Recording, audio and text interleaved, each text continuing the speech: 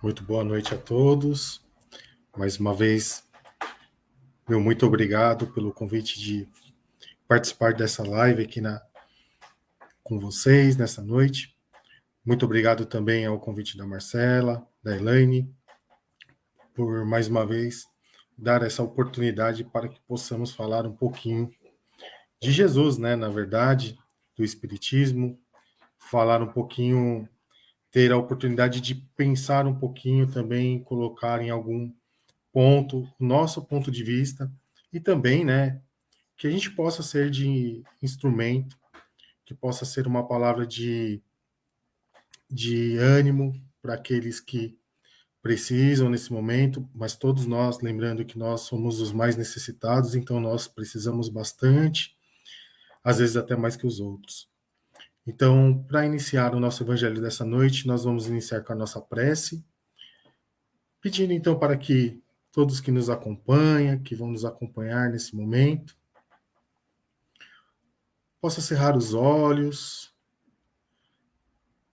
permanecer com o coração em paz, com a mente em paz, que todo aquele desânimo, todo aquela ou aquele entusiasmo deliberado possa agora nesse momento ir acerenando, que possamos abrir o coração, abrir a nossa mente, que Jesus, nosso mestre, nos inspire nessa noite, nos ensine a espiritualidade maior, também nos inspire nessa noite para que possamos fazer um bom evangelho e que possamos chegar ao coração de cada um necessitado, mais uma vez dizendo. E assim com a prece que Jesus nos deixou, pedimos permissão para iniciar o evangelho desta noite. Pai nosso, que estás no céu, santificado seja o vosso nome. Venha a nós o vosso reino. Seja feita a tua vontade, assim na terra como no céu. O pão nosso de cada dia nos dai hoje. Perdoa, Senhor, as nossas dívidas, assim como nós perdoamos a quem nos tem ofendido. E não nos deixe, Senhor, cair em tentação, e livra-nos, Senhor, de todo mal. Que assim seja, graças a Deus. Então, diante desta oportunidade, hoje nós vamos falar do sobre um dos itens do capítulo 5 do Evangelho segundo o Espiritismo. Lembrando somente que o Evangelho segundo o Espiritismo não é o Evangelho do Espírita, e sim algumas interpretações de algumas passagens espíritas, né? Sobre a luz de Kardec. E nessa noite nós vamos falar sobre as causas anteriores das aflições. Pois bem, nós vamos falar das anteriores, mas nos itens anteriores do Evangelho, no capítulo 5, fala das causas atuais das aflições, onde podemos ver que sofremos as mesmas, na mesma vida, as coisas que nós cometemos de erro nessa vida. Então, nesse momento, nós vamos estudar um pouquinho além disso, que são as causas anteriores. Por que além disso? Porque as causas anteriores das aflições, nem sempre a gente sabe o porquê a gente está passando, como a gente está passando por isso, por que sofremos, né? Por que pessoas que gozam de momentos nessa jornada de pobreza, de riqueza, de necessidade. Então, esse bate-papo de hoje, eu gostaria de convidar vocês para acompanhar comigo nos slides. Então, o capítulo 5 do Evangelho, ele começa com uma parábola de Mateus 5, Mateus capítulo 5, versículo 4 e 6 e 10, tá bom? Então diz assim o Evangelho: Bem-aventurados os que choram, pois que serão consolados. Bem-aventurados os famintos e os sequiosos de justiça, pois serão saciados. Bem-aventurados os que sofrem perseguição pela justiça, pois que é deles o reino dos céus. Então, Kardec interpreta esses versículos no capítulo 5 do Evangelho. Entrando literalmente no nosso tema da noite, nós precisamos definir alguns pontos para que ainda, para quem não sabe, ou talvez que você saiba, relembrar o que significa o termo bem-aventurado, né? O bem-aventurado é um adjetivo que significa muito feliz. E é também um substantivo masculino que nomeia aquele que tem a glória de Deus. Olha que coisa bonita. Então, Jesus falava muito de bem-aventurança, bem-aventurado. Então, ele se referia a isso, tá bom? Então, bem-aventurados aqueles que escutam também a palavra de Jesus, né? Muito bem. E também outro ponto que nós precisamos saber bem ou entender um pouco melhor é o que é uma aflição, né? A aflição ela é traduzida por todas essas palavras que estão aí nesse slide. Ou seja, a agonia, a tribulação, a angústia, o sofrimento que está em vermelhinho, que nós vamos tratar um pouquinho mais a fundo eles, tá? A tristeza, a mágoa, o pesar, a dor, o cuidado excessivo, a preocupação, inquietação e ansiedade. Padecimento físico, tormenta e tortura. Sendo esses três últimos coisas que não são de nós, que nós não podemos manipular. Porém, em todos os outros a gente pode melhorar. Vamos começar então pela dor, como eu disse, da palavrinha vermelha. A dor ele é um alerta que está acontecendo alguma coisa de errado no nosso corpo, na nossa vida, porque se não fosse ele, a gente não saberia de algumas doenças, por exemplo, tá? Então a dor é muito importante nós ficarmos atentos a ela, porque é ela que vai nos dizer o que está acontecendo conosco, ou pelo menos despertar, ok? E tem a outra palavrinha também, que é o sofrimento. O sofrimento é a reação e uma interpretação da dor. É como percebemos algo e reagimos a isso. Muitas vezes o sofrimento é um mecanismo pelo qual o homem se insere na vida mística e religiosa. Tem sempre alguém falando assim, se não for pelo amor, é pela dor, né? Cabe exatamente nesse ponto e que a gente deve observar, sim, que às vezes a dor é o que nos impulsiona, às vezes o sofrimento também é a mola propulsora para que possamos mudar e melhorar. Agora, todo mundo pergunta, mas por que sofremos? Né? Deus é tão ruim que coloca sofrimento na nossa vida? Não. Sofrimento, as aflições, no caso, são inevitáveis, decorrentes, em sua maioria, do mal que fizemos nas encarnações anteriores. Ponto. Encarnações anteriores. Eu, você, provavelmente não sabemos o que nós somos nas encarnações anteriores. Talvez hoje sejamos melhores, com certeza somos melhores, porque nós sempre evoluímos. Diz o livro dos Espíritos que o espírito nunca regride, sim sempre evolui. Com isso, temos a ideia que somos melhores. Só que nós, anteriormente, não podemos colocar a nossa mão no fogo falando que a gente era bonzinho. Né? Podemos ter vivido em época de guerra, onde precisávamos matar para sobreviver. Podemos ter vivido na época de Jesus, que ao falar do nome dele, ou falar de alguma coisa sobre o cristianismo, éramos também colocados à forca ou ao fogo, e etc. Né? Então, nós somos uma somatória de encarnações. O resultado que a gente é hoje é o resultado de todo esse período reencarnatório das diversas encarnações que nós tivemos. Então, devemos respeitar muito e ver, analisar o que somos hoje para que possamos melhorar mais ainda, para que numa próxima encarnação nós possamos fazer melhor. A aflição significa o quê, então? Qual é o significado das aflições, tá? As aflições é um meio de progresso, é uma advertência que se procedeu mal, promove uma experiência magnífica para a vida da gente, para a nossa encarnação atual. Conseguimos, com isso, distinguir o bem e o mal. E também, e o mais importante, desperta a necessidade de nós melhorarmos, tá? Então, esses são os significados do nosso tema de hoje. Bom, tendo então em vista que nós podemos ter duas formas de encarar uma aflição ou um sofrimento, nós podemos ter ele como a figura de um arrependimento, de um aprendizado, ou podemos ter ele como uma figura de revolta. Nesse quadro, você pode observar que todo o amarelinho aí que você está vendo é o arrependimento. Então, o arrependido, ele aceita as provas. Ele pode escolher as provas, a gente já vai ver daqui a pouquinho como. E quer se reparar do mal, não quer praticar o mal.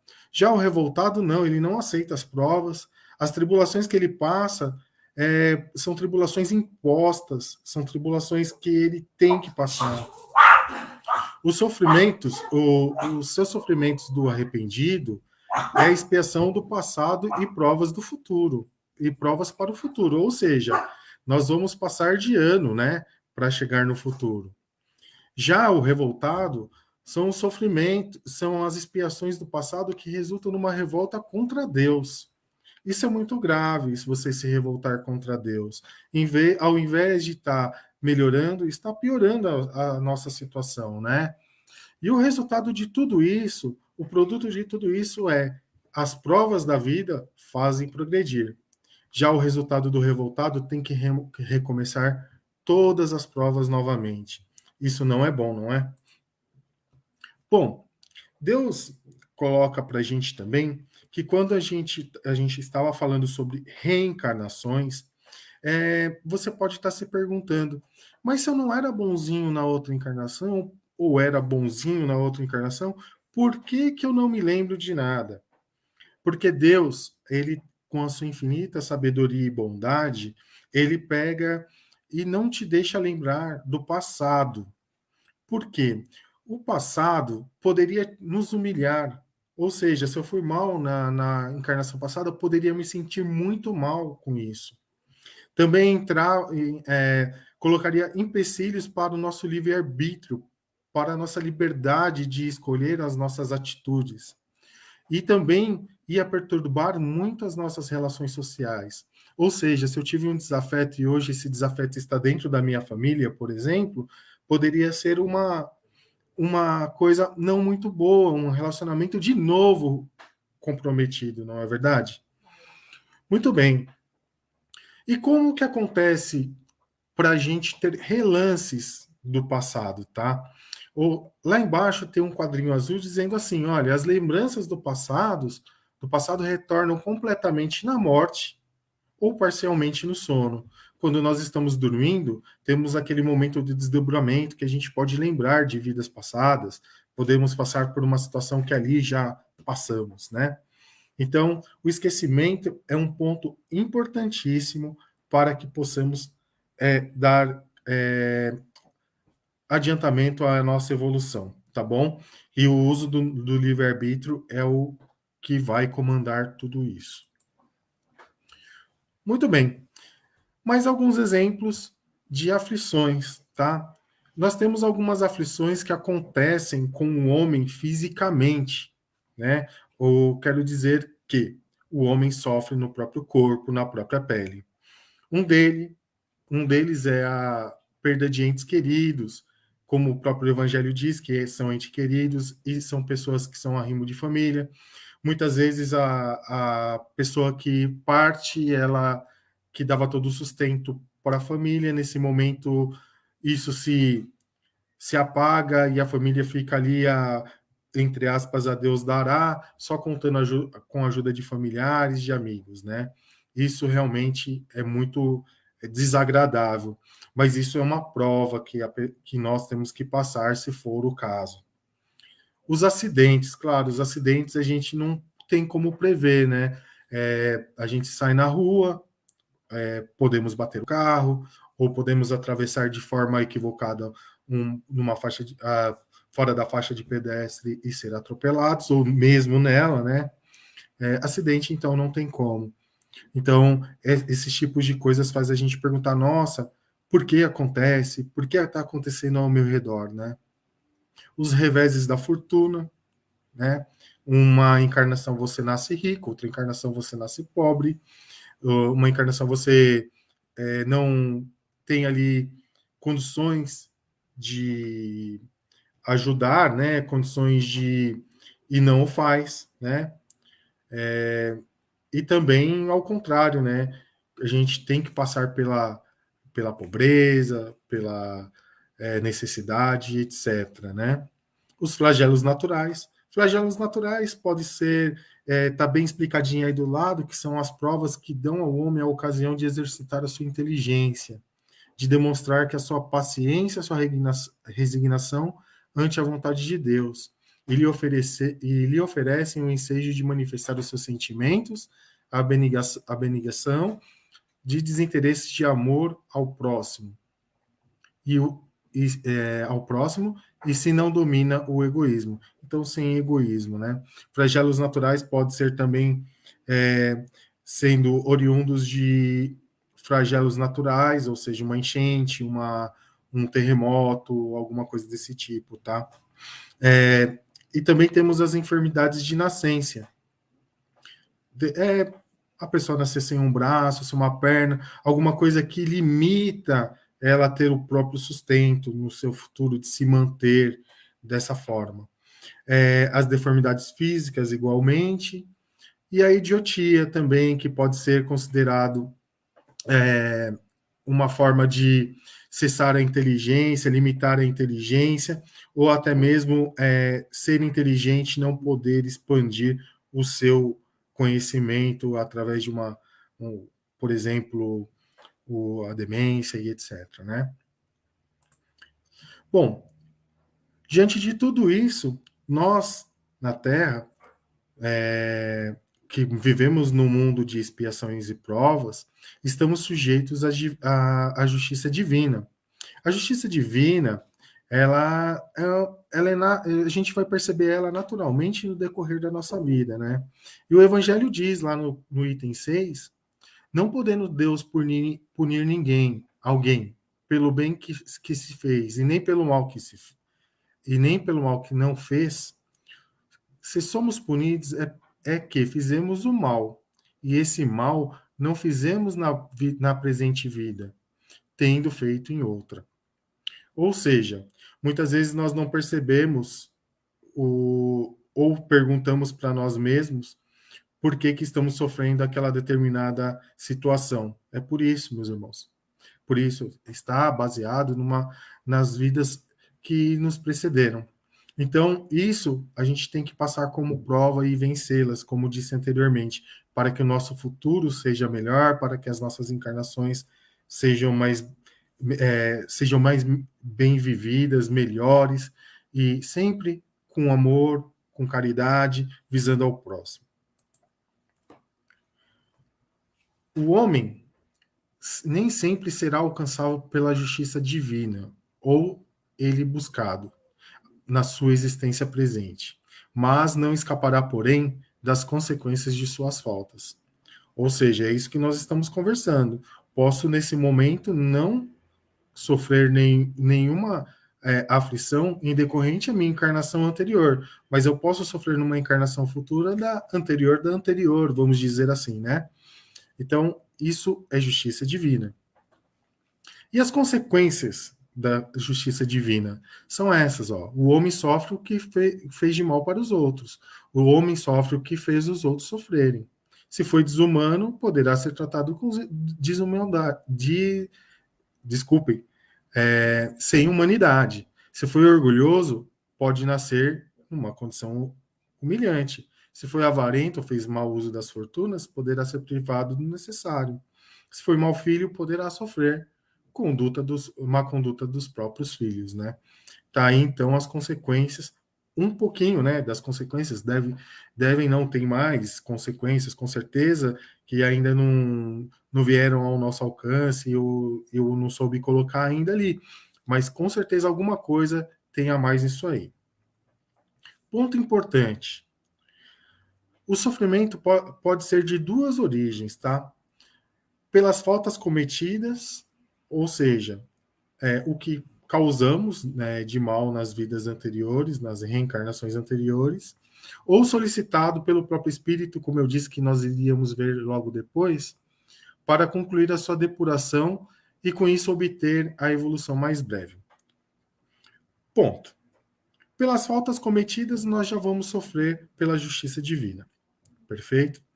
Agora, existe um momento que quando nós estamos lá no mundo espiritual, esperando para reencarnar, nós planejamos a nossa reencarnação. Ou seja, de algum modo nós escolhemos o que nós vamos passar para que possamos evoluir mais rápido, né? Ou pelo menos tentar, porque grande parte de nós mesmos, né, nós não conseguimos cumprir todo o projeto reencarnatório devido ao nosso livre-arbítrio, às nossas escolhas, e às vezes até mesmo juntando mais provas para próximas encarnações, tá? Então, perdão, a expiação serve de prova, mas nem sempre a prova de uma expiação de erros do passado, tá certo? Então aqui fica uma definição bem importante, porque podemos acordar para o que estamos passando, né? Bom, e agora, o que é uma prova e o que é uma expiação, tá?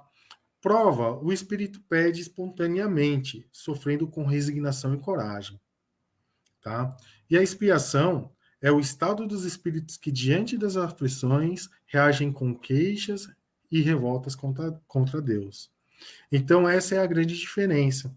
A prova você consegue passar, a expiação você não foi aprovado, você começa a murmurar contra Deus, contra qualquer coisa que seja. Isso nós devemos vigiar e pedir muito a força dos nossos amigos espirituais e a Jesus para que não passamos por essa expiação, né? Para que a gente possa ser conduzido para a prova e não para a expiação. Não é pedir para nos livrar de uma prova, e sim pedir força, e sim pedir compreensão e sabedoria para que possamos passar por isso. E aí nós podemos ter duas maneiras também de aceitar ou ficar na queixa, né? E aqueles que muito sofrem devem se alegrar porque isso proporciona a cura. A resignação torna-se proveitoso o sofrimento sem perder a sua finalidade, o fruto e o resultado. E as queixas, que é o mais grave, leva à perda da oportunidade de proveito de melhora e terá que remar tudo novamente. Então, com certeza, nós não queremos passar por isso novamente e precisamos mudar de ideia agora, né, a partir disso que nós estamos estudando, precisamos ter essa ideia que vamos passar na prova, não vamos deixar para ficar espiando, tá certo? Muito bem. Diante disso, nós temos as nossas dívidas com a aceitação da dor. Com isso, diminuiremos as nossas dívidas, reduziremos. Lembra que Jesus falou dos aflitos consolados? É esse o momento, tá? Só que se você fizer ao contrário, nós fizermos ao contrário, dívida sem aceitação da dor, as dívidas serão aumentadas. E aí cabe um pequeno texto do capítulo 5, ainda no item 12, que se acusarmos a Deus de ser injusto, uma nova dívida contraímos, que nos faz perder o fruto que deveríamos colher do sofrimento. Então, que possamos abrir nossos corações e possamos entender isso e colocar em prática, né? Abrandar ou agravar as provas. Então, ainda no capítulo 5, no item 26, fala assim: mortificai o vosso espírito e não a vossa carne. Fustigai o vosso orgulho e receberei sem murmurar as humilhações. Está aqui a receita para que a gente possa passar na prova. E as provas do nosso próximo, né? Nós muitas vezes ignoramos alguém que está passando por algum problema, ou mesmo um necessitado que está num momento ruim, precisando de comida. Muitas vezes acontece isso na nossa vida. Nós não somos perfeitos, né? Nós julgamos às vezes, nós falamos, não está precisando. Poderia, com um exemplo que aconteceu comigo no sábado, estava tomando café, tinha uma senhora na porta da padaria e ela recusou o pão que a gente comprou porque ela já tinha recebido demais. Foi lindo da parte dela, que ela falou que tinha demais. Mas a gente não. A gente fala, poxa, poderia ter aceitado, ficado chateado, né? Mas deixa para lá. A gente pegou e comeu o pão, tomamos o café, fomos em paz, com o coração em paz e seguimos a nossa vida, né? Então, com as provas dos outros, né, a gente também tem que ser bem relevante, né? E diz assim, né, o Evangelho, no capítulo 5, no item 27, todos estáis na terra para espiar, mas todos, sem exceção, deveis esforçar-vos para abrandar a expiação de vossos semelhantes, de acordo com a lei da natureza, com a lei de amor e caridade. Bonito isso, não? Se a gente puder fazer isso, né? E Adelino da Silveira, no livro Momentos de Chico Xavier, ele fala assim: costumamos enxergar muito a questão das dificuldades do sofrimento. Dizia o Chico naquela tarde que nós nos encontrávamos à sua volta, é preciso ver as coisas sob outros ângulos. E ele coloca entre aspas: muitas vezes as dificuldades são cercas de Deus para que erremos menos. E é verdade. A dificuldade faz a gente aprender muito, né? Bom, vamos dar uma passada nos itens que são mais importantes. Já estamos quase finalizando porque o tempo passa rápido, né? Uma das coisas mais impactantes que me chamou a atenção nesse capítulo é a perda de entes queridos, tá? A perda de entes queridos faz a gente se movimentar internamente de uma maneira que talvez a gente nem consiga imaginar o quanto isso está sendo prejudicial para a gente.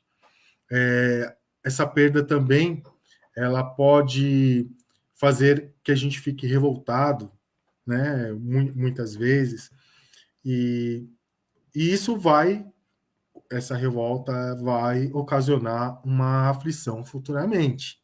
Então, devemos pensar nisso nesse momento também. Claro que às vezes não é possível. Poxa, ficamos tristes, choramos, né? Mas nós devemos evitar a paralisação da nossa vida, né? Devemos seguir a nossa vida em frente e evitar o luto. O luto nada mais é que aceitar que o passado fique no seu passado. Não é que nós não devemos lembrar com carinho, com amor, com felicidade. Não devemos celebrar os momentos felizes. Não é isso, tá? A aceitação é o que leva à felicidade. Então, é muito difícil você ouvir isso no momento de dor, de luto, mas é importante que tenhamos isso no nosso coração para que possamos até orientar outras pessoas, tá? Evitar que o passado se sobreponha ao presente, impedindo que seja vivido plenamente. Ou seja, se o passado acontecer, o passado ficar paralisando a nossa vida por causa do luto, nós vamos parar, né? E a gente tem que viver o presente, nós temos que trabalhar, nós temos que estudar, temos nossos filhos para criar, temos a nossa família para sustentar, temos que ajudar os esposos, temos que ajudar as esposas, temos que fazer de tudo para que possamos viver uma vida melhor, porque isso faz a gente também evoluir.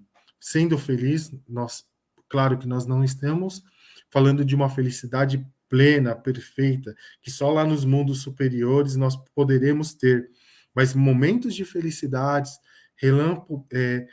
momentos de clareza, de felicidade, nós podemos ter. Basta a gente se concentrar naquilo que nós queremos, abrir o nosso coração e nós podemos sim visitar esse momento, tá?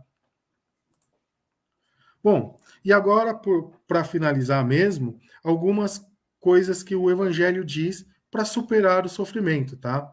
Então, a primeira coisa que ele fala é usar a força de vontade para mudar, né? E também enxergar a vida por um prisma mais feliz. Continuando, superar o sofrimento é entender que o Espiritismo, alinhado com o pensamento de Jesus, tem como proposta de fazermos a dor e as dificuldades um desafio para que aprendemos, para amadurecermos, para avançarmos mais. Essa é uma dica do Evangelho segundo o Espiritismo. Continuando ainda, superar o sofrimento, a doutrina espírita não estimula a ficarmos paralisados na dor. Ao contrário, nos ensina a seguir em frente a partir dela. É isso que nós estamos fazendo, divulgando as causas anteriores das aflições, para que nós possamos seguir em frente, aprendendo com isso. As provas têm por fim exercitar a inteligência, tanto quanto a paciência e a resignação. Pode dar-se que um homem nasça em uma posição penosa e difícil, precisamente para ver-se obrigado a procurar os meios de vencer as dificuldades. O mérito consiste em sofrer, sem murmurar, como já dizemos. As consequências dos males que lhe não seja possível evitar, em perseverar na luta, em se não desesperar, se não bem sucedido, nunca, porém, numa negligência, que seria mais preguiça do que virtude. Não vamos negligenciar, vamos tentar aceitar, né, pessoal? E superar o sofrimento ainda é contentar-vos com as provas que Deus vos manda, e não lhes aumentares o volume. Já de si, por vezes tão pesado, aceitá-las sem queixumes e com fé. Eis tudo o que de vós exige ele, Deus exige. Superar o sofrimento ainda tem um recado de um espírito guardião. Não enfraqueçais o vosso corpo com privações inúteis e mercerações sem objetivo. Pois, quem necessitais de todas as vossas forças para cumprirdes a vossa missão de trabalhar na terra. Então não vamos sucumbir, pessoal. Vamos continuar trabalhando com muita fé, com muito rigor, né? Tentar ser rigorosos conosco mesmo dentro do possível para que possamos continuar. E por final, uma mensagem que Jesus nos deixa. Ele fala assim: tenho-vos dito isso, para que em mim tenhais paz. No mundo tereis aflições, mas tende bom ânimo, eu venci o mundo. Né? Se nós podemos fazer tudo que o Cristo fez, como diz na palavra dele, se nós podemos exercer a capacidade da vontade dele, que nós tenhamos bom ânimo, nós vamos vencer também. Então, com essa mensagem, eu quero dar os meus agradecimentos e desde já deixar uma ótima noite, né? E tem um recadinho de Jesus aqui no cantinho para que você possa dormir bem nessa noite, que você possa dormir pensando nisso e que a gente possa estar com o coração feliz de saber dessas coisas, tá? Então, meu agradecimento nessa noite é a Deus, a Jesus e aos amigos espirituais, o Núcleo de Estudos Espíritas Irmã Mileide, que mais uma vez nos abriu a porta, nos chamou, a Elaine e a Marcela, mais uma vez, obrigado. Tá? E nós tiramos essa pequena exposição, humilde exposição, do Evangelho segundo o Espiritismo, no seu capítulo 5, do livro Momentos com Chico Xavier, e também muita coisa a gente pegou pesquisando no Google, tá? Vim te dar uma boa noite e dizer que nunca esqueço de você. Tenha fé em mim, Jesus Cristo. E com isso, mais uma vez agradecido. Vamos caminhando para o final. Mais uma vez naquele momento de prece, de agradecimento.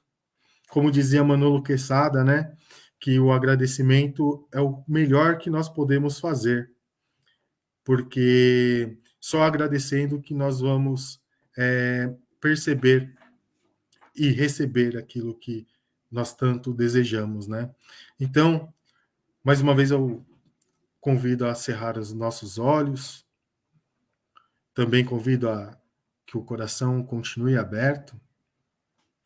E antes de pedir permissão para encerrar, eu queria pedir pelo nosso planeta.